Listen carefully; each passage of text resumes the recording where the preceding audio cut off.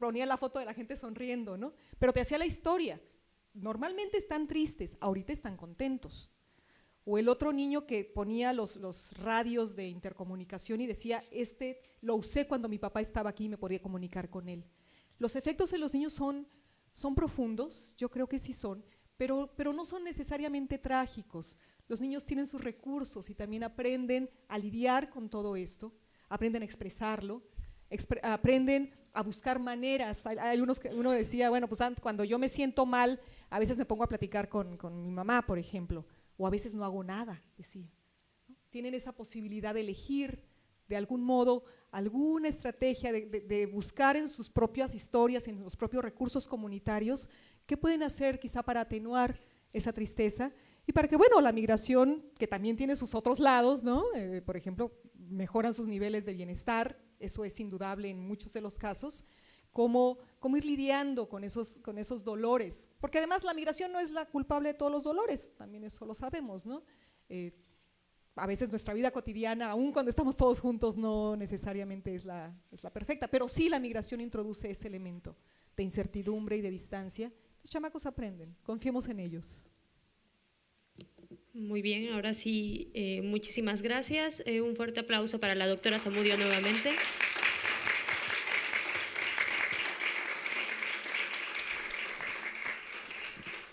A continuación, la licenciada Rosalba Cortés Viveros presentará su ponencia.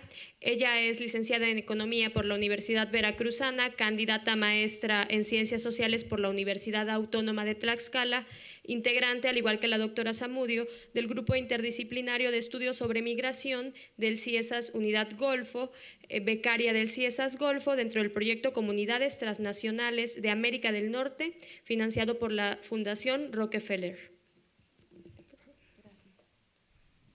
Pues muy buenas tardes. En primer lugar, muchas gracias al comité que organizó este evento por darme la oportunidad de compartir con ustedes algunas de las experiencias que tuve en mi trabajo de campo cuando realicé mi trabajo de tesis. Como acaban de mencionar en su momento, este trabajo se realizó dentro del proyecto Comunidades Transnacionales de América del Norte, financiado por la Fundación Rockefeller, cuya coordinadora es la doctora Patricia y a quien le agradezco que es mi guía académica. Bueno, pues yo les voy a hablar un poco sobre las percepciones de la educación, la migración laboral y las relaciones de género de una comunidad llamada San Isidro, precisamente ubicada en la zona cafetalera del estado de Veracruz. Bueno, pues durante décadas las mujeres de esta comunidad han contribuido a los gastos precisamente de sus hogares y ellas han, por mucho tiempo se han dedicado a los cortes de café, también se han empleado en algunas comunidades cercanas a San Isidro como domésticas. Pero a raíz de la caída de los precios del café,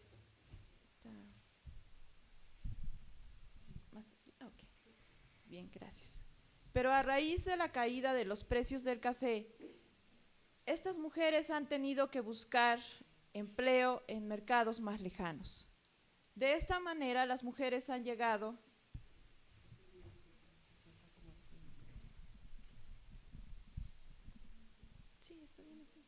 ¿no se escucha?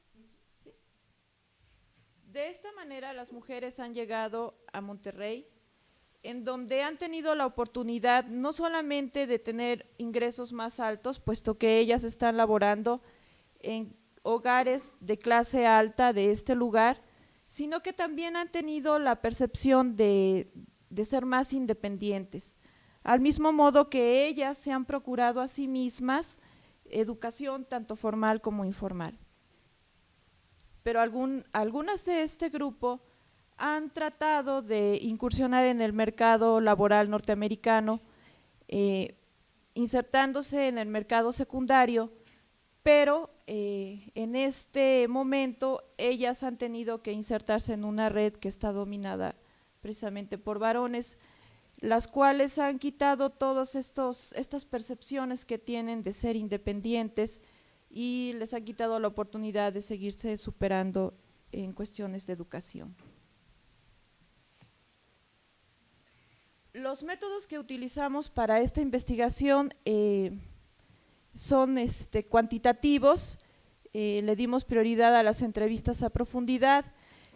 El trabajo de campo en San Isidro se realizó durante los meses de marzo a junio de 2005 y de marzo a mayo de 2006, y en los estados de Alabama y Mississippi durante el verano de 2006.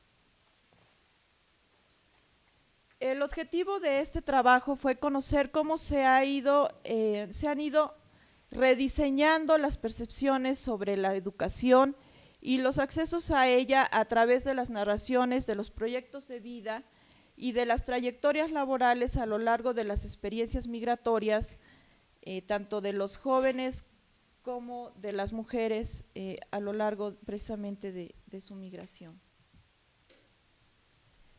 En cuanto a los aspectos teóricos, el punto de partida de este trabajo es precisamente el actor social, visto como un sujeto histórico, como un personaje principal de la novela de su propia vida, en donde él cuenta con, por lo menos con un margen de acción para poder moldear tanto sus elecciones racionales como sus emociones y armar estrategias para responder a los cambios económicos, sociales y culturales. Y en base a esas experiencias y percepciones realiza su proyecto de vida. Según Moscovici, nos dice que las representaciones son campos conceptuales o sistemas de nociones y de imágenes que sirven para construir la realidad y a la vez determinan el comportamiento de los sujetos. Para Denis Jodelet, existen varios lugares en donde se originan las representaciones sociales. Una de ellas es precisamente dentro de la actividad cognitiva, ya que por medio de esta el sujeto edifica su representación. Y esta tiene dos dimensiones. Una dimensión de contexto, en donde el sujeto se encuentra en una situación de interacción social y ante un estímulo social. Entonces, la representación surge como un asunto de cognición social. La segunda dimensión es de pertenencia, en donde el sujeto, un sujeto social, como sujeto social, hace interponer su representación, las ideas, los modelos y las ideologías de la sociedad en la cual se encuentra inmerso.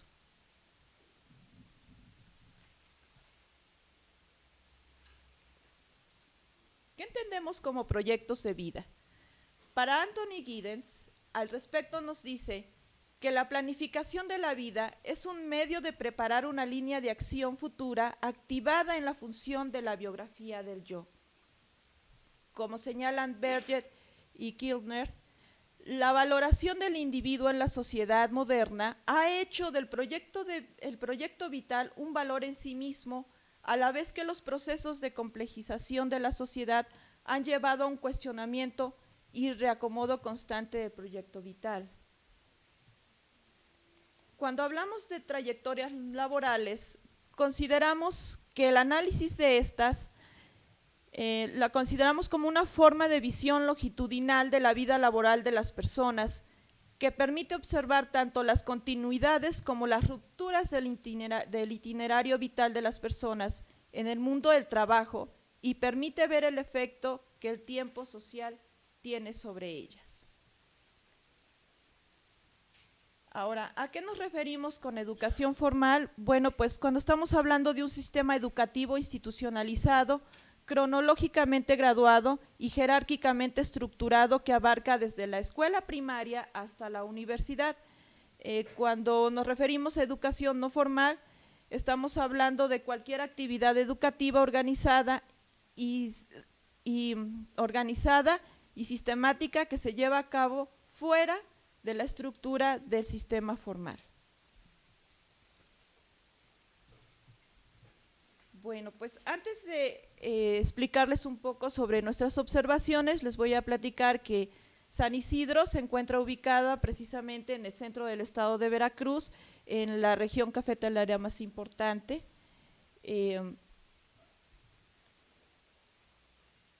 Se fundó en 1942, tiene 1.244 habitantes, 360 casas, cuenta con los servicios de luz, agua, drenaje, teléfono a partir de diciembre de 2005. Y bueno, estos son datos del INEGI, del conteo del INEGI del 2005. Bueno, como les decía en un principio, el principal cultivo es el café, seguido por el cultivo de caña de azúcar y de mango. En cuanto a los niveles de escolaridad de las personas mayores de 12 años, tenemos que el promedio de estudios es de 4.9 años y el 13% de la población es analfabeta. Esta es una fotografía de la escuela secundaria con la que ellos cuentan. En cuanto a los datos demográficos, pueden observar en la gráfica de la izquierda cómo se encuentra comida, le digo yo, le encuentra un faltante allí. El lado derecho son los varones, están representados los varones, y en el lado izquierdo están representadas las mujeres. Entonces, tenemos un gran faltante entre los hombres de 15 y 30 años y entre las mujeres de 15 y 30 años. Si alcanzan a ver esta muesca que tiene allí, si nosotros lo completamos con la población que vive en Monterrey y en Estados Unidos, obtenemos la gráfica de la derecha. En esta gráfica pueden ustedes observar de mejor manera que el 20% de la población se encuentra en Estados Unidos, el 11% de la población se encuentra en Monterrey y el 5% en el resto del país, el 64% de la población se encuentra en San Isidro. Durante nuestras observaciones nos dimos cuenta que un hogar de cada 3 tiene migración. Esta alta migración está llevando un proceso de gran diferenciación en la comunidad. Aquí podemos ver las casas de los migrantes, bueno, pues no se alcanza a distinguir muy bien, pero son casas de 2 pisos con techos de 2 aguas y hay una camioneta ahí al frente. Mas, sin embargo, las personas, siguiente, ok, gracias. Sin embargo, las personas que no tienen migrantes en su hogar tienen casas como estas. Es una casa de bloc que ni siquiera están pegados, nada más están sobrepuestos y con lámina de zinc. Muy bien. Como les decía al principio, los mercados laborales se alejan. Las mujeres en 1991 iniciaron su migración hacia Monterrey y corresponde precisamente a una mujer llegar a este destino. Las mujeres, como les decía, a los 14 años dejan la escuela, están en segundo o tercer año de secundaria, desertan y se van a Monterrey. Ellas trabajan como empleadas domésticas, están ganando alrededor de 1,000 a 1,500 por semana. Esto les permite, bueno, pues tener un pequeño ahorro y poder enviar a la comunidad. Ellas se han encargado tanto de las reparaciones de sus casas, se han encargado incluso de pagarle los estudios a sus hermanos menores. Y bueno, ellas tienen esta oportunidad porque viven en la casa de sus patrones. Esto es, pues, no tienen que pagar renta, no tienen que pagar alimentos, entonces tienen la oportunidad de guardar un poco de dinero para estos gastos. Aquí es donde las mujeres redefinen precisamente sus relaciones de género. Ellas expresan sentirse más independientes, con mayor autonomía. Ellas pueden decir en qué se van a gastar su dinero e incluso ellas pueden pagar algunos cursos formales e informales educativos. Tenemos el caso de chicas que han pagado su escuela secundaria, su escuela preparatoria y algunos cursos de inglés. También tenemos un caso de una mujer que se pagó precisamente un curso de enfermería. Es aquí cuando las mujeres toman una fuerte fe en la educación. Para ellas este es un medio por el cual ellas podrían alcanzar un estatus diferente. Aquí es donde ellas animan a sus hermanos menores a estudiar, y ellas lo expresan así, como una puerta para alcanzar otro estatus. Muy bien. Las mujeres que migran hacia Monterrey son en su mayoría solteras, mujeres casadas empiezan ya también a insertarse en esta migración. Ellas muchas veces tienen que pagar los estudios de sus hijos, dejan al marido cuidando a los hijos y ellas se van a Monterrey. Y en este caso nos hemos dado cuenta que ellas son las que dominan la red. Cuando hay algún varón que necesita ir a Monterrey, ellas pagan el viaje, ellas les ayudan a instalarse y bueno, pues incluso les buscan trabajo. El siguiente destino importante de San Isidro es precisamente Estados Unidos. En 1990 sale la primera mujer migrante, también fue una mujer la primera que sale hacia estos destinos. Ella trabaja en California, todavía sigue allí. Es una mujer que trabaja como niñera, aprendió a hablar inglés, aprendió a hablar hebreo y bueno, pues se ha llevado a muchas mujeres para laborar cerca de las casas donde ella está laborando. Ella considera también que la educación es muy importante. Hace precisamente un año se llevó a su hija para que fuera a estudiar a los Estados Unidos. Sus patrones le consiguieron papeles a la chica y pudo llevársela. Pero tenemos un siguiente destino que es el más importante porque es donde se encuentra la mayor concentración de isidreños, en los estados de Alabama y Mississippi. A estos lugares llegaron los hombres un poquito después de esta mujer de Concepción. Llegaron en 1990, nada más que ellos se insertaron en el mercado agrícola de Carolina del Sur y posteriormente se trasladaron a Alabama y Mississippi. Pero ¿qué pasa aquí cuando las mujeres van a alcanzar a los hombres también para insertarse en el mercado laboral? Si bien es cierto, ellas ya trabajan como obreras, hay una gran pérdida de fe en la educación. Platicando con ellas me dicen, pues no tuvo ningún sentido estudiar, porque aquí en Estados Unidos tenemos trabajo sin ni siquiera haber traído un papel, ¿no? Por otro lado, no pueden aprender inglés porque, como les decía, aquí son los hombres los que dominan la red, entonces ellas no pueden salir a la calle, ellas ni siquiera pueden recibir un saludo en el trabajo de parte de algún otro hombre que no sea de los isidreños, y hay grandes conflictos precisamente en cuestión de relaciones de género. Mientras los hombres ellos pueden ir a clases de inglés que imparte la iglesia de Saint Michael y su propia compañía, las mujeres no pueden asistir. Ellas se tienen que quedar en su casa, no pueden salir.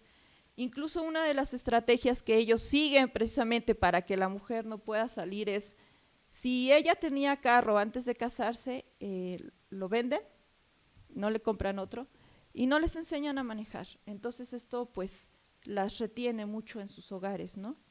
Se ven totalmente aisladas. Como les decía, bueno, pues los hombres piensan que el auto es para los varones y las mujeres no deben de tener auto. Pueden ver esta fotografía, bueno, pues quizás no está muy nítida, pero es un hombre recargado en su auto. Él pidió que la foto que le tomara fuera junto a su auto, ¿no? Esta es la importancia que tiene el auto precisamente para ellos. Bueno, pero ahora nos hacemos una pregunta. Ante tantos cambios, ante esta situación, ¿qué está sucediendo precisamente con los jóvenes y los niños que se quedan en San Isidro? Bueno, pues Un estudio que realizamos allí en la comunidad, en la escuela primaria y en la escuela secundaria, a los niños que estaban en sexto en ese momento y los niños y las niñas que estaban en tercero de secundaria, les preguntamos precisamente sobre sus proyectos laborales. Los niños de la primaria querían tener carreras universitarias o querían ser normalistas en su mayoría, pero en los niños de la secundaria, ¿qué sucede? Ellos solamente hablan de emigrar, ya sea a Monterrey, ya sea a los Estados Unidos. Después de este cuestionario, a algunos niños les hice entrevistas abiertas y ellos expresaron, pues creo que no tiene caso estudiar porque yo me voy a ir a Estados Unidos, allá voy a conseguir trabajo y no necesito el documento. Algunos otros dijeron, pues yo tengo que hacer mi casa, quisiera tener un carro y la única manera de poder conseguirlo es yéndome a los Estados Unidos. Entonces vemos aquí cómo los niños pierden totalmente la fe en la educación. Ellos no lo ven como una puerta que se les abra para poder conseguir otro estatus o para poder conseguir un empleo. No, para ellos está totalmente fuera de su alcance. En primer lugar, porque viven en un mundo donde escuchan dos discursos muy antagónicos. Tenemos las personas que, sus padres principalmente, que quieren que estudien, pero también tenemos los mensajes que reciben de los migrantes de retorno, pero por otro lado tenemos la situación de la comunidad. Ellos solamente cuentan hasta la secundaria. Si quisieran seguir estudiando la preparatoria, tendrían que viajar hasta Teocelo o tendrían que viajar hasta Jalapa. Aquí el asunto es que el jornal está entre 80 y 100 pesos diarios. Viajar a Jalapa significa 40 pesos. Entonces es así como que muy difícil que estos niños puedan seguir estudiando. Claro, esto sin contar lo que tengan que pagar en libros, en útiles, en uniformes, en inscripciones. Es totalmente complicado para estos jóvenes poder seguir estudiando. Y para terminar, solamente quisiera hablar de algunas propuestas a manera de conclusión. El papel de la educación en la capacitación de la mujer para la toma de decisiones y la participación igualitaria de los espacios de poder es muy, muy importante. Al mismo tiempo que los procesos, las metodologías aptas para producir cambios en las conciencias femeninas y en las relaciones de género en los ámbitos públicos y privados. En sentido similar, hace falta mayor información sobre los contenidos y las perspectivas adecuadas para capacitar a la mujer en un mayor y mejor conocimiento de sus decisiones como ciudadana y como sus posibilidades dentro del mercado de trabajo. Es necesario considerar la importancia de analizar qué están aprendiendo estos niños y estas niñas y estos jóvenes, varones y mujeres dentro de la escuela. Si ellos están aprendiendo sobre sí mismos y sobre su papel en la sociedad, en el presente y en el futuro. Y si ellos están aprendiendo el desarrollo de su identidad, de su autoestima, y cómo ellos pueden contar con estas herramientas que les permitan un desarrollo integral para que en un momento dado, si ellos tienen que migrar, si tienen que quedarse o tienen que migrar, cuenten con todos estos elementos y no nada más vean un papel educativo que no les sirve de nada. Gracias.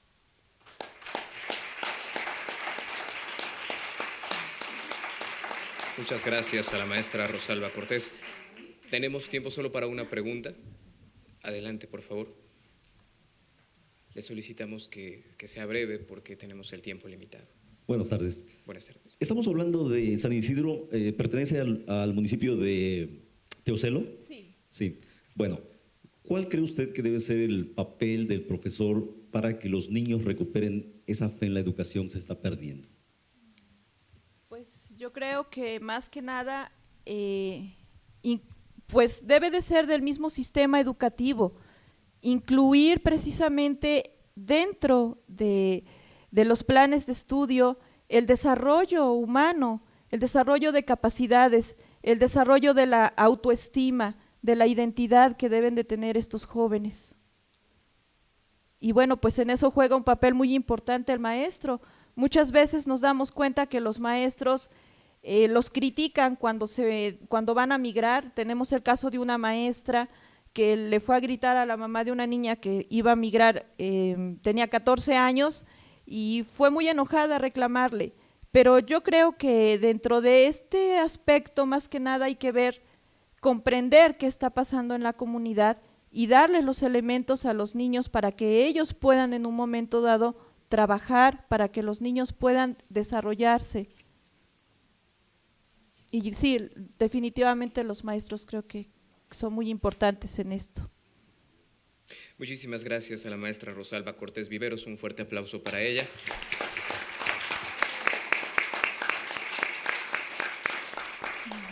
Agradecemos también a los integrantes de esta mesa, a la doctora Françoise Journet, a la doctora Patricia Zamudio, a la maestra Rosalba Cortés y al doctor Gabriel Langüe su participación.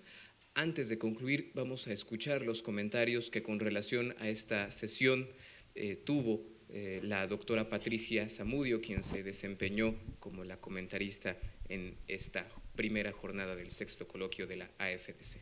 Bueno, doctora. Adelante. Gracias, me escuchan otra vez muy pronto. Voy a tratar de hacer comentarios tratando de resaltar los elementos que yo identifiqué como importantes en las diferentes presentaciones. Seguramente se me van a escapar muchos, espero que sea ordenado y lo entiendan muy bien, lo hice sobre la marcha, pero bueno, creo que vale la pena recordar que varios de los ponentes hablaron de la importancia de las condiciones estructurales e históricas, tanto políticas como económicas, que tienen que ver con todos estos procesos de globalización, que tienen que ver con conflictos tanto internos como entre países, que generan esas condiciones para la migración. Se habló, por ejemplo, de las condiciones del campo, ¿no? Habló ahorita Rosalba, cómo está la situación de esos muchachos, cómo está la cuestión de los jornales en San Isidro, que son muy bajos y que, bueno, todas estas condiciones empiezan a generar la posibilidad de elegir la migración como una alternativa de vida, como una alternativa laboral. La experiencia migratoria, tanto interna como internacional, porque vimos en las diferentes experiencias, en los diferentes casos, que no están completamente desligadas. En realidad sí hay una conexión entre ellas, lo vemos en muchas comunidades de este país y en otros lugares del mundo, que la migración, aun cuando pareciera que la migración internacional está ganando terreno, todavía las migraciones internas en los países son muy importantes. Por ejemplo, tenemos el caso de muchos jornaleros veracruzanos que no cruzan fronteras, que se quedan que van a los campos de Sinaloa o de Jalisco o de Chihuahua. Pero también sabemos que en muchos casos dentro de las comunidades o dentro de las familias mismas se empiezan a generar estos como encadenamientos entre diferentes tipos de migración. Esto es importante. Y otra cuestión muy importante es que la experiencia migratoria no solo afecta a los que se van, o sea, aquellos que cruzan la frontera, que se mueven o que se cambian su lugar de residencia, sino que, como decíamos antes y como nos lo presenta también Rosalba, afecta a los que no se mueven, afecta a los que permanecen en las comunidades, porque además de estar en la relación, les llegan todos estos mensajes